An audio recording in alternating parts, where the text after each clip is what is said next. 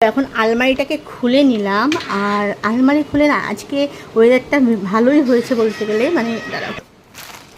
যাই হোক, এখন ওই শাড়ি বার করতে গিয়ে একটা পার্সেল চলে আসলো, টি শার্ট অর্ডার করা ছিল, সেটা আসলো, এটা বাচ্চাদের সাইড থেকে। আজকের ওয়েদারটা কিন্তু বেশ ভালো, মানে মাঝে মাঝে বৃষ্টি হচ্ছে হালকা হালকা, মোটামুটি মেঘলার মধ্যে ঠান্ডা ঠান্ডা ওয়েদার আছে। তো আজকে ওয়ার্ডরোবটা খুলে নিলাম, কারণ হচ্ছে আজকে আছে একটা ইনভিটেশন, সাধের ইনভিটেশন রয়েছে আমাদের এখানেই রয়েছে। তো এই এখন যেটা হয়, শাড়ি সিলেকশন করতে বসে গেছি, কোনটা পরবো কি কোনটা পরবো না, কী যে পড়ি না পড়ি কিছুই ঠিক করে উঠতে পারছি না। ঘড়িটা পড়লো, কী পড়ি বলো তো। এইগুলো রিসেন্ট আমার আগস্ট মাসে এত হলো, অনুষ্ঠান গেল, তো সেইগুলোই কিন্তু পড়া হয়ে গেছে। এখন ওই এক শাড়ি বারবার পরে ফটো দেওয়া, রিলস বানানো, এগুলো করা যাবে না, একটু অন্য টাইপের শাড়ি পরতে হবে। এখানেও কিছু আছে, ব্লুটা আছে, ইয়েলো ব্লু, গ্রিনটা রয়েছে, দেখি ঠিক করি। হ্যাঁ, দেখাচ্ছি তোমাদের। এইগুলো না, এইগুলো পরতে পারতাম, কিন্তু এগুলো একটাও কিন্তু করা নেই, ফলস পিকও বসানো হয়নি এখনও পর্যন্ত। এগুলো নতুনকে নতুন, এগুলো তখন এগুলো তো প্যাকেটের মধ্যেই রয়ে গেছে, তো এগুলো তো বাড়ি করা যাবে না। দেখো, এখন শাড়ি পাই তো ব্লাউজ পাই না, ব্লাউজ পাই তো শাড়ি পাই না। যদিও আমার এই বক্সের মধ্যে সব ব্লাউজগুলো রাখা থাকে, তবুও লন্ডভন্ড করে সেই খুঁজতেই হচ্ছে। তো হাতের কাছে এই শাড়িটা পেলাম, এই শাড়িটা আমার ভীষণ ভালো লাগছে। কিন্তু কি বলো তো, ওই যে ব্ল্যাক, আমাদের সমাজে একটা ব্যাপার আছে না, শুভ কাজে কেউ ব্ল্যাক পরতে পারে না, যদিও আমি এটা একদমই মানি না। আর এখনকার দিনে জানি অনেকেই মানে না, কিন্তু কারণ জন্মদিনে, অন্নপ্রাশন বলো, বিভিন্ন আর কি অনুষ্ঠানে দেখি অনেকে, মানে বাড়ির যিনি প্রধান তিনি কিন্তু ব্ল্যাক পড়ছেন। তো এটা মানা না মানাটা যার যার নিজের ব্যাপার, কিন্তু ওই তবুও হয় শুভ অনুষ্ঠানে যদি কোনো রকম কোনো প্রবলেম এসে যায়, তখন না মনের মধ্যে একটা খুঁতখুত করে, বা বাড়ির লোকও হয়তো কিছু ভাবতে পারে, তবুও যার মনে খুঁতখুত করে তো সে পড়ে না। আর আমিও সেই রকম কিছু একটা ভেবেই যেন ডিসিশানটা চেঞ্জ করলাম, কারণ যার শুভ অনুষ্ঠানে যাচ্ছি তার মনে এখন মানে কোনো রকম যেন আর কি এই কালো রঙটা নিয়ে প্রবলেম না আসে, সেই জন্য শাড়িটা তুলে রাখলাম। ওটা একদম নতুন শাড়ি, একবারও পরা হয়নি, অবশ্যই পরবো। তো এই জামদানিটা বার করে নিয়েছি, এইটা এখন পরবো।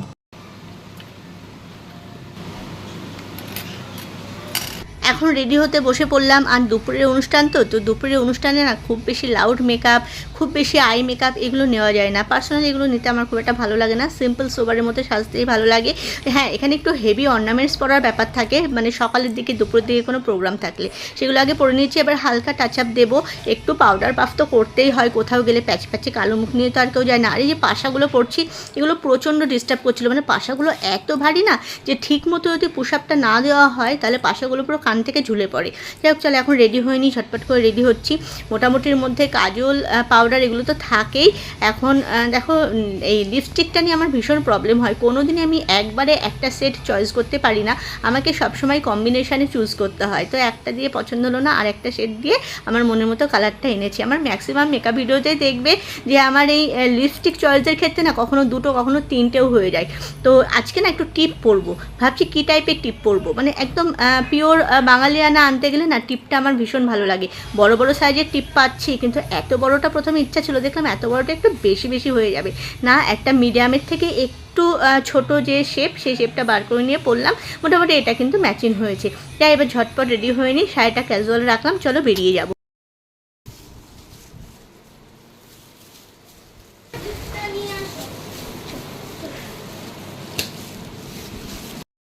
আরে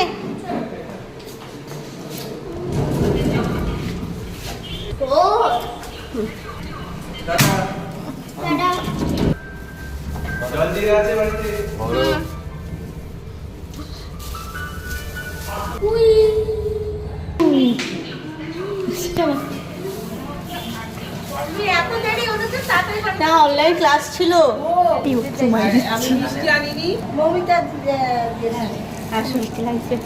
কোথায় দেবো, কাকে দেবো বলো, তুমি তো ধরতে পারবে না। যাও তুমি ওখানে যাও, নিয়ে একটু ফটো তুলে দাও, কাচ্চা খাই দাঁড়াবো, আই বাবা একটা ছোট্ট।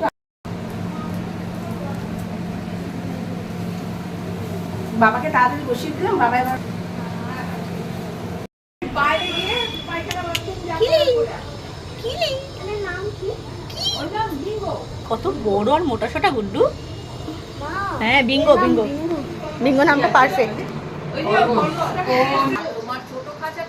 দুদিন ধরে বৃষ্টি হয়ে যাওয়ার পর আজকের ওয়েদারটা না এত সুন্দর, কি বলবো। সকাল থেকে এমনিতে বৃষ্টি হচ্ছিল, এখন একদমই বৃষ্টি নেই। এদের খাওয়া দাওয়া অনুষ্ঠান সবটাই ছাদে হয়েছে, তো সেটাই একটু এরাও টেনশন করছিল। সময়টাই এখন ভারী সময়। আমার এই সমস্ত খাওয়া আমি বলছি একযুগ করে খাচ্ছি, খাওয়া শুরু করো আস্তে আস্তে। তবে যদি মনে হয় ভালো লাগছে না, কষ্ট হয়েছে, তাহলে খাবো না। খাও খাও, খেয়ে নাও আস্তে আস্তে।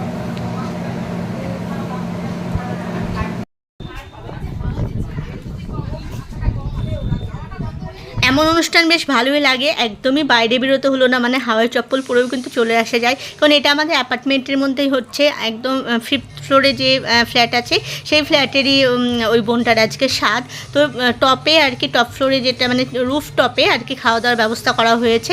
আর পিছনেই হচ্ছে গঙ্গা। কোনো একদিন তোমাদের এই ছাদটার সঙ্গে পরিচয় করে দেবো, দেখবে তোমাদেরও ভীষণ ভালো লাগবে। এত ফুরফুরে হাওয়া থাকে না, কি বলবো। আর ওয়েদারটাও ছিল তেমনি। তো দেখতে পাচ্ছ ওখানে খাবার ব্যাচ বসে গেছে, খুব বেশি অ্যারেঞ্জমেন্ট নয়, অ্যাপার্টমেন্টে সবাই আর কাছের কিছু বন্ধুবান্ধব আত্মীয় স্বজন নিয়ে। তো এখন আমাদের চান্স হলো, আমরাও বসলাম খেতে।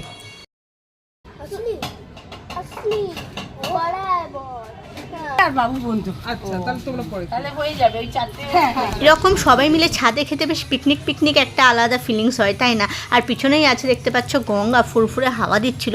এরকম পরিবেশে খাওয়া দাওয়া, আহা, সবাই মিলে দারুণ লাগে, দারুণ লাগে। আর আমাদের ছাদটার উপরি পাওনা কি বলো তো, আমাদের ছাদটার উপরি পাওনা হচ্ছে গঙ্গার ভিউটা। তো এখন গাছপালা অনেকটা দেখলাম বড় হয়ে গেছে, গঙ্গাটা পরিষ্কার দেখা যাচ্ছে না। আসলে এই কর্নারটায় আমি এসে ভিডিওটা করতে পারছিলাম না, তো সেই কর্নারে এসে কোনো দিন ভিডিও করব, তোমরা গঙ্গাটা পরিষ্কার দেখতে পাবে। চলো এবার খাবার দাবার কি মেনু ছিল দেখাচ্ছি। এখানে দিয়ে দিল গরম ভাত সাথে ঘি। আর এই যে লঙ্কাটা দেখছো, এই লঙ্কাটা না নতুন খেলাম, লঙ্কার বড়া, বেশ ভালো লাগছিল খেতে।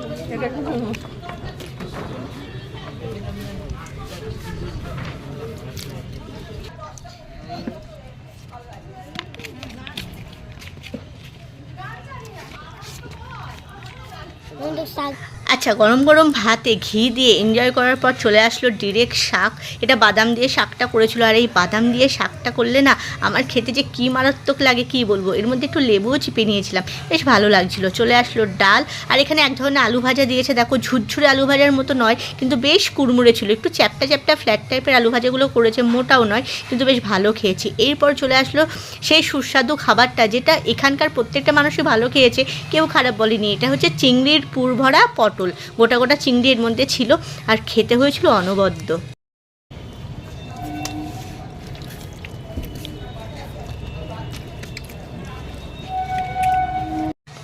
চলে আসলো দই কাতলা। কাতলাটা দারুণ হয়েছিল, কারণ দেখবে কিছু কিছু মাছ যদি খুব বাসি থাকে না, যত ভালো রান্না করো রান্না কিন্তু ভালো লাগে না। তো মাছ যদি টাটকা হয়, রান্নার কোয়ালিটি এমনি ভালো হয়ে যায়। শেষ পাতে চলে এসেছিলো, মানে না শেষ পাত বলবো না, মানে শেষের দিকে চাটনি আর পাঁপড়। এটা ছোটোবেলা থেকে বড্ড ভালো লাগার একটা খাবার। চাটনির সাথে এই যে এইভাবে পাঁপড় মাখিয়ে খেতে কে কে পছন্দ করো, আমার তো ভীষণ ভালো লাগে। আর এখন চলে আসলো দেখতেই পাচ্ছ পায়েস। পায়েস বলবো ঠিক ক্ষীরের মতো চাপচাপ হয়েছিল, প্রচুর কাজু দেওয়া, কিশমিশ দেওয়া। পায়েসটা ভীষণ এনজয় করেছি, বেশ ভালো লেগেছিলো। এই মিষ্টিটা প্রথমে আমি বুঝে উঠতে পারছিলাম না কি, ভাবছিলাম বরফির মতো এরকম উপরে সরের কোটিং কি। পরে এটাকে ভেঙে দেখলাম যে না, এটা হচ্ছে বেকড রসগোল্লা। পান ছিল, পান চলে আসলো, খাওয়া দাওয়া হয়ে গেছে। এর পরের পর্ব হচ্ছে দেখো আমার লিপস্টিকও সাথে কিন্তু চলে গেছে। খেয়ে উঠলে আমার যে প্রবলেমটা হয়, লিপস্টিকের লও কিন্তু আমার থাকে না। যাই হোক, এখন চলো ছাদে একটু ঘুরি।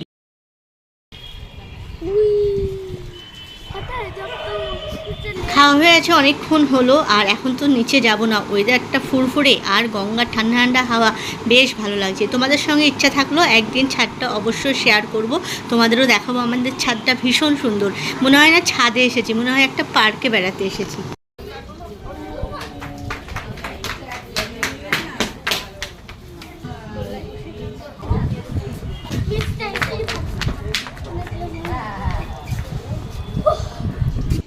আজকে প্রায় 2 দিন পর ভিডিও করতে বসেছি, কারণ সেই দিনকে তোমাদের মানে লাস্ট ভিডিও করেছিলাম যে ছাদের অনুষ্ঠানে গেছিলাম, সেখান থেকে ফিরছি। অনেকটা সময় ছিলাম, মোটামুটি 1-1.5 ঘন্টা তো ছাদে ছিলামই।